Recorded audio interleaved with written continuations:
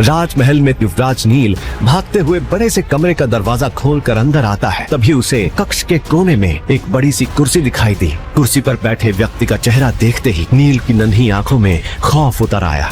पिताश्री! महाराज वीरेंद्र के मुंह से खून की धार बह रही थी और उनका चेहरा पूरी तरह से नीला पड़ चुका था। नील, मेरे बच्चे, तुम आ गए। आपको क्या हुआ है पिताश्री? मैंने तुम्हें एक किताब दी थी और तुमने उसे पूरी तरह से समझ लिया है। हम इस बारे में बाद में भी बात कर सकते हैं, पहले हमें वैद्य जी के पास चलना चाहिए। उसके लिए बहुत देर हो चुकी है बेटा। क्या आप इस बात को मानते हैं कि इस जीवन में आपके साथ जो कुछ भी हो रहा है, अच्छा या बुरा, वो सब पहले से ही निर्धारित है? हमारा बिताया हुआ हर पल आने वाले कल का संकेत देता है। हमारी नियति हमें हमारे निर्धारित परिणाम तक पहुंचा ही देती है। ये कहानी है नील वायुपुत्र की, जिसे नियति ने बना डाला युवराज से एक गुलाम, और फिर उस गुलाम को बना डाला इस युग के सबसे बड़े महायुद्ध का एक सर्वशक्तिमान योद्धा। लेकिन कैसे? ये कहानी है सुंदर नगर राज्य की। करीब 1200 साल पहले सप्त सिंधु के उत्तरी क्षेत्र पर सुंदर नगर का ही शासन था। सुख, समृद्धि और ऐश्वर्य से भरपूर सुंदर नगर पर सबकी नजर थी। लेकिन वक्त बदलते देर नहीं लगती। नियति के चक्र से न आम इंसान बच पाता है, न राजा और न ही कोई राज्य। अचानक राक्षसों की एक बड़ी फौज ने सुंदर नगर पर हमला कर दिया। वो लड़ाई इतनी भयानक थी कि पूरी धरती लाशों से ढक गई। राक्षसों ने सभी ताकतवर योद्धाओं को बेरहमी से मार डाला। कई प्रतिभाशाली युवाओं को तो वो जिंदा ही निकल गए। वो दृश्य इतना भयानक था कि उसके बारे में सोचकर ही किसी की भी रूह कांप जाए। अपनी तबाही का मंजर देखते हुए सुंदर नगर की उम्मीद तब जगी पाई जब न जाने कहां से एक दिव्यात्मा प्रकट हुए। वो थे ऋषि भृगु। उन्होंने सभी राक्षसों को अपनी पवित्र श्वेत अग्नि से जलाकर भस्म कर दिया और सुंदर नगर को तबाह होने से बचा लिया। उसके बाद भृगु ऋषि ने राज परिवार के वर्तमान राजा को 2 दिव्य औषधीय गोलियां और जीवन के सूत्र नामक एक पुस्तक देते हुए कहा, हे राजन, इस पुस्तक में दिव्य शक्तियों के सूत्र हैं। इस पुस्तक की रहस्यमयी दिव्य शक्तियों को जागृत करने वाला व्यक्ति संपूर्ण मानव जाति का कल्याण करेगा। उनके द्वारा कहे गए ये शब्द बादलों में होती गर्जना की तरह पूरे क्षेत्र में गूंज उठे। तब से लेकर अब तक पीढ़ी दर पीढ़ी कई लोगों ने उस पुस्तक को पढ़ा, लेकिन कोई भी उसमें लिखी किसी भी तरह के दिव्य सूत्र को खोजने में सफल नहीं हुआ। फिर कई सालों बाद वायुपुत्र के परिवार के वंशज वीरेंद्र वायुपुत्र ने महाराज बनकर सुंदर नगर की बागडोर संभाली और अपनी निष्ठा और ईमानदारी के साथ उसे उत्थान की ओर ले चले। परंतु उनके धूर्त भाइयों को महाराज वीरेंद्र वायुपुत्र की तरक्की रास नहीं आ रही थी। महाराज वीरेंद्र के पराक्रम के सामने उनके सौतेले भाई यजुवेंद्र और नागेंद्र दोनों फीके पड़ जाते थे।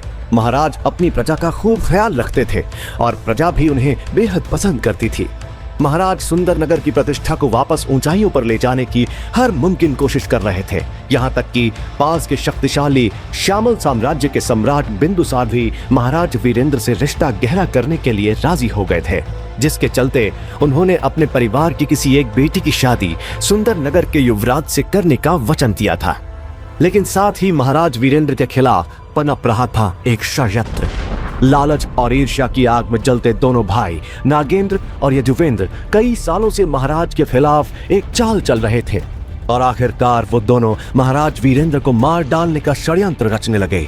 महाराज वीरेंद्र का बेटा युवराज नील वायुपुत्र बहुत ही प्रतापी बच्चा था और उसके पैदा होने पर संत महात्मा द्वारा ये कहा गया था कि ये लड़का एक दिन पूरे राज्य का उद्धारक बनेगा। हमारे शरीर में 7 सबसे महत्वपूर्ण चक्र होते हैं। एक एक करके चक्रों की शक्ति को जागृत करके इंसान महान योद्धा बन सकता है। मात्र 13 वर्ष की आयु में नील वायुपुत्र अपने पहले और सबसे मुश्किल चक्र यानी मूलाधार चक्र के शिखर पर पहुंच गया था। सबको लगता था कि नील वायुपुत्र अपने पिता के नक्शे कदमों पर चलते हुए सुंदर नगर को नई बुलंदियों पर पहुंचाएगा। महाराज भी नील को छोटी उम्र से ही अपने साथ राज्य के कार्यों में शामिल किया करते थे। पता नहीं क्यों, लेकिन नील को कभी भी अपने दोनों चाचा कुछ ठीक नहीं लगते थे और उसे यह भी समझ नहीं आता था कि उनकी धूर्तता को महाराज नजरअंदाज क्यों कर देते हैं। श्यामल साम्राज्य के सम्राट के साथ संधि महोत्सव करने के बाद सुंदर नगर में भी उत्सव का माहौल था। राजमहल में युवराज नील भागते हुए बड़े से कमरे का दरवाजा खोलकर अंदर आता है। तभी उसे कक्ष के कोने में एक बड़ी सी कुर्सी दिखाई दी जिस पर कोई बैठा था, लेकिन उसकी तरफ पीठ होने के कारण वो कुर्सी पर बैठे व्यक्ति का चेहरा नहीं देख पा रहा था। कुर्सी पर बैठे व्यक्ति का चेहरा देखते ही नील की नन्ही आंखों में खौफ उतर आया। उसकी आंखें फटी की फटी रह गई और वो जोर से चिल्लाया, पिताश्री! पिताश्री! महाराज वीरेंद्र के मुंह से खून की धार बह रही थी और उनका चेहरा पूरी तरह से नीला पड़ चुका था। ऐसा लग रहा था जैसे महाराज को घातक जहर दिया गया हो। नील, मेरे बच्चे, तुम आ गए। आपको क्या हुआ है पिताश्री? मैंने तुम्हें एक किताब दी थी, क्या तुमने उसे पूरी तरह से समझ लिया है? हम इस बारे में बाद में भी बात कर सकते हैं, पहले हमें वैद्य जी के पास चलना चाहिए। उसके लिए बहुत देर हो चुकी है बेटा। नील, याद रखना, तुम हमारी आखिरी उम्मीद हो बेटा। इससे पहले कि वो अपनी बात पूरी कर पाते, अचानक उनके शरीर ने प्राण छोड़ दिए। पिताश्री! इतने में सैनिकों की एक टुकड़ी राजमहल के उस कमरे में प्रवेश करती है और साथ ही राजा के जैसे कपड़े पहने हुए नागेंद्र और यजुवेंद्र वायुपुत्र आते हैं। अपने पिता की मृत्यु पर रोते हुए बिलखते नील पर वो जरा सी भी दया नहीं दिखाते और सैनिकों को नील को कैद करने का आदेश देते हैं। उनके षड्यंत्र से अनजान मासूम नील झंझलाकर बोला, छोड़ो मुझे, मैंने कुछ नहीं किया है, मुझे नहीं मालूम पिताश्री को किसने मारा। उसकी इस बात पर यजुवेंद्र जोर जोर से ठहाका लगाकर हंसने लगा। दिल तो करता है कि तुझे अभी जान से मरवा डालूं, लेकिन कितना मासूम है तू। मैंने क्या गुनाह किया है? मैंने कुछ नहीं किया है। चाचा जी, पिताश्री को वैद्य जी के पास ले चलिए ना, शायद वो इन्हें ठीक कर देंगे। नील यजुवेंद्र के आगे गिड़गिड़ाने लगा। इस पर यजुवेंद्र ने बोला, तेरा गुनाह यह है कि तू एक गद्दार का बेटा है।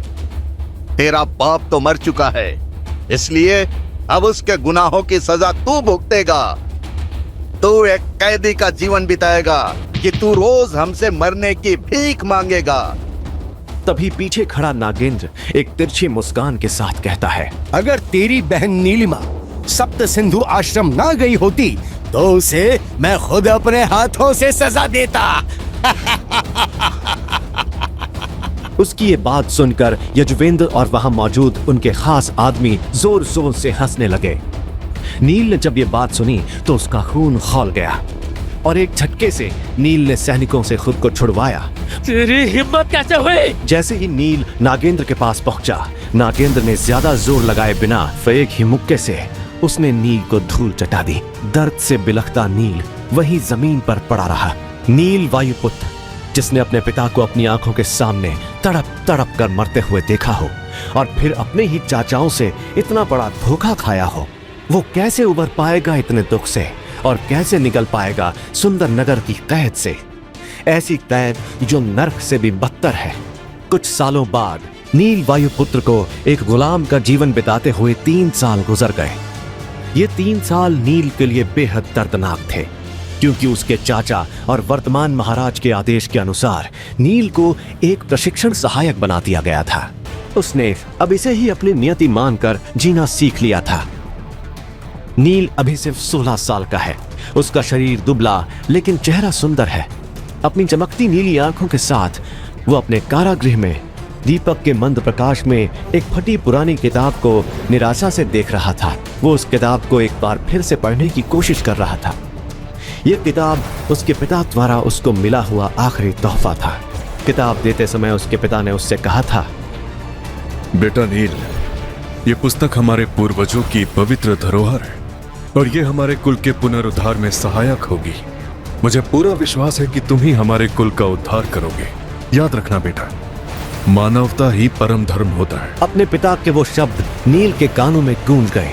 वो धीरे से फुसफुसाया, भृगु ऋषि की इस किताब को मैंने 10 बार पढ़ा है। इसके अंदर के सूत्र काफी अच्छे हैं, लेकिन मानवता ही परम धर्म है। मैं इस कथन से सहमत नहीं हो सकता। दीपक की हल्की लौ को देखते हुए उसने एक उदासी भरे स्वर में खुद से कहा, यदि मेरे पिता इतने दयालु और उदार नहीं होते, मानवता को परम धर्म नहीं मानते, तो आज हमारे राज्य की ये दुर्दशा नहीं होती और ना ही मेरे पिता की मृत्यु होती। मैं अपने पिताश्री की मौत के जिम्मेदार हर इंसान को खोज निकालूंगा और खुद अपने हाथों से उन्हें नरक से भी भयानक यातना दूंगा। पिछले 3 सालों में हर रोज न जाने कितनी बार नील वायुपुत्र ने ये प्रतिज्ञा ली थी, लेकिन वो खुद ही नहीं जानता था कि वो अपने मकसद में कामयाब कैसे होगा। सभी समस्याओं का समाधान देने वाला कोई सूत्र, कोई उपाय या फिर शायद कोई जादुई मंत्र उस किताब में छिपा था, जो आज तक अनेक बार पढ़ने पर भी उसे नहीं मिला। लेकिन नील हार नहीं मानता और उस नन्हे दीपक की रोशनी में एक बार फिर किताब पढ़ने लगता है। क्या है नील की नियति? क्या नील कभी इस कैद से निकल पाएगा? क्या वो अपने पिता को इंसाफ और उनका खोया हुआ सम्मान वापस दिला पाएगा? क्या है भृगु ऋषि की किताब का रहस्य और कैसे बनेगी ये किताब नील की सबसे बड़ी ताकत? है आगे की कहानी जानने के लिए देखिए अगला एपिसोड सिर्फ पॉकेट एफएम के यूट्यूब चैनल पर, और महागाथा के सारे एपिसोड्स को सुनने के लिए डिस्क्रिप्शन में दी लिंक से डाउनलोड करें पॉकेट एफएम ऐप।